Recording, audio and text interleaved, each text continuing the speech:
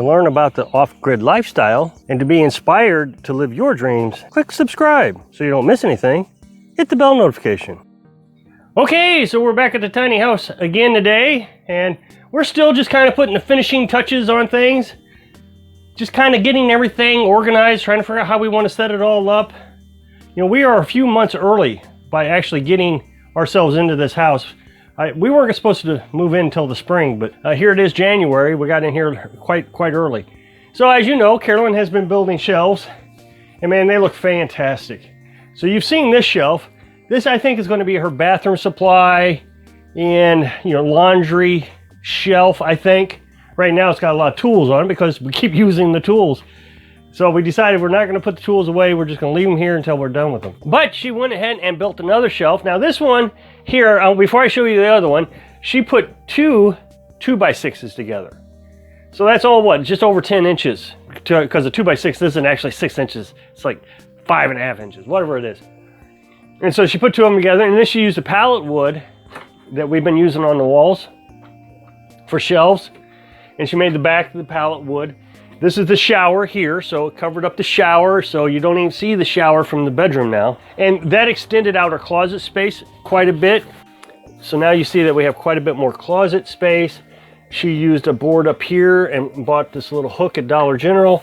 And I think there's 4 hooks there.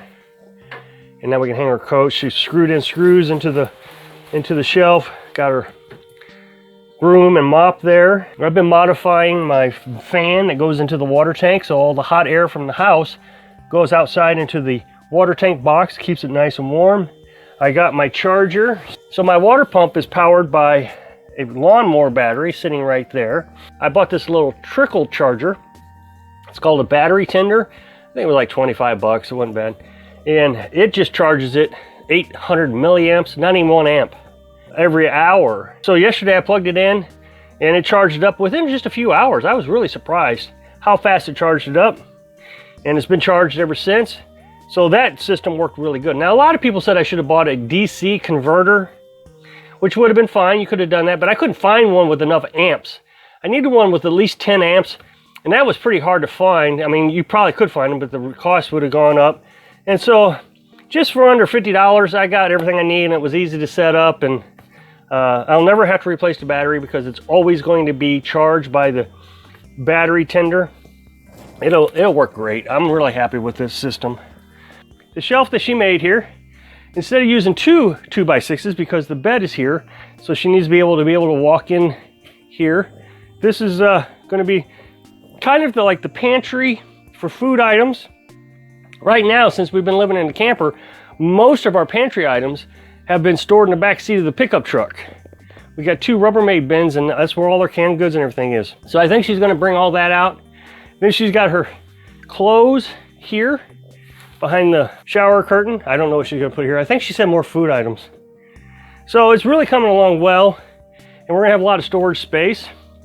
Now my clothes items, I'm not too sure I like yet. I told you I would like to put them up in the loft, but she just put them in some Rubbermaid bins or whatever you want to call these.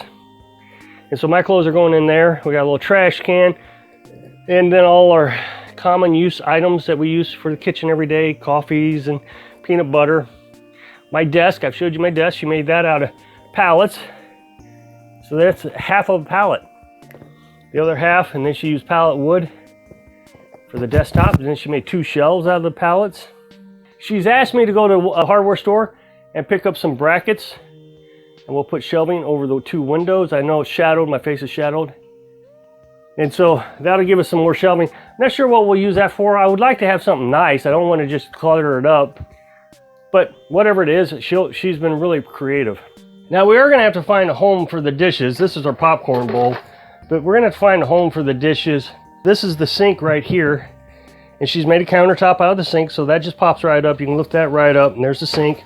The sink can go in the shower where she can do her dishes.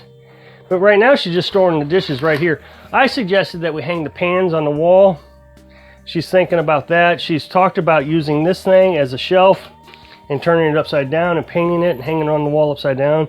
That would make a shelf. She showed me her idea with it yesterday, and I don't know if I was a fan of it, but whatever she wants to do. Carbon monoxide detectors. Too many people told me yesterday carbon monoxide detectors need to be on the ground because it's heavier in air. That is not true. I've tried to dispel this myth as a nomad. Carbon monoxide just floats around. Propane, I think this is where the confusion's coming from. Propane is heavier in air. It sinks. So you put your propane detector down on the ground, you put your carbon monoxide detector close to your breathing areas. You know, head height. In the camper, I put them over the bed here. So I figured if I put them in between the wood stove and the bed that I'd be safe. And I got 2 of them. But no, carbon monoxide floats. You need to look that up.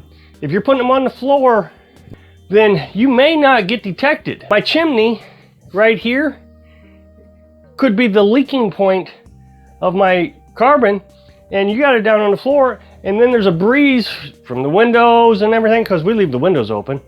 You really need to look that up. You also need to follow the instructions of your carbon monoxide manufacturer. You'll see that these new carbon monoxide detectors that are smoke detectors and carbon monoxide detectors, and they're wired into your house, they put those on the ceiling. So make sure you do your research on carbon monoxide. Okay, so while we're talking about the stove and carbon and all that, I felt like my stove was burning a little faster than it should have. It was lasting about 4 hours, and I was really hoping for 6 to 8 hours. Now, if they're talking about 6 to 8 hours, the embers, they tend to last that long, so maybe that's what they're talking about.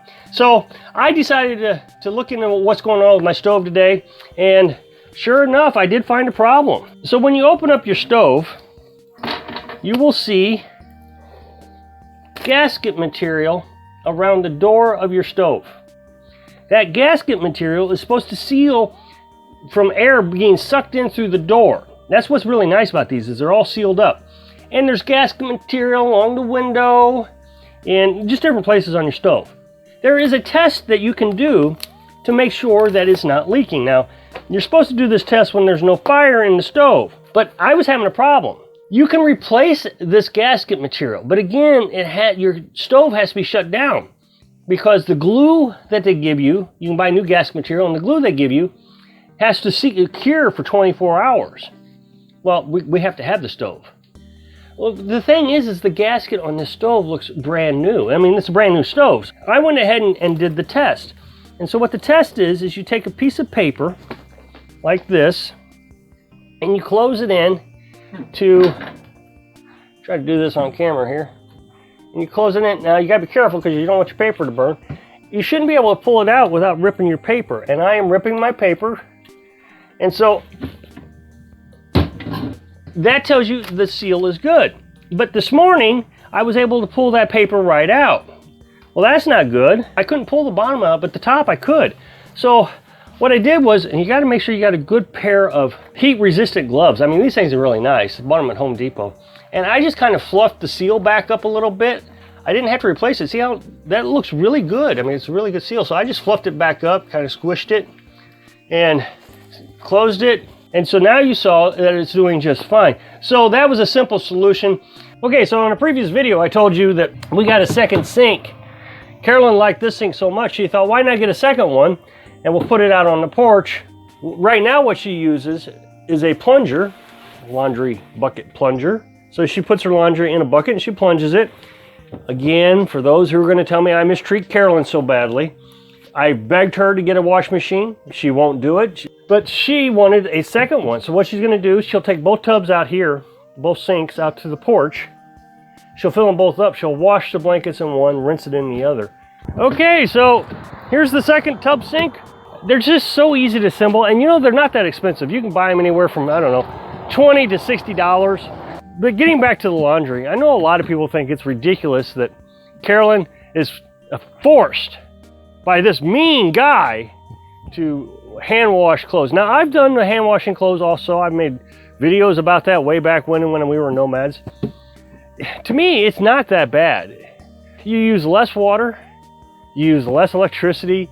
The parts that go out on your wash machine are really cheap. You know, I think we've had to go through 2 plungers now, and what are they, $5 a piece? But, you know, wash machine, I know that I lived in I had a house and I had a wash machine, and I think our washing machine lasted 5 years, and I had to replace it, and gosh, I can't tell you how much I spent on it, but it was more than I wanted to, I know that. Now, Carolyn says that she really likes this method because it gets the clothes cleaner. You're watching it, and it takes the same amount of time as doing regular clothes. It just doesn't take that long, especially stay on top of it. Carolyn likes to do the laundry as soon as we get the clothes dirty. For me to be called an abuser because she has to do laundry by hand, I think that's just really pathetic. Especially as often as I've offered to buy a washing machine. You got to understand Carolyn. Carolyn is not a materialistic type of person. She would rather work hard at something than spend money. She's always been that way ever since I met her, and she's taught me a lot about conserving things. So I hope I can inspire you to downsize your life and make your life less complicated. Thanks for watching.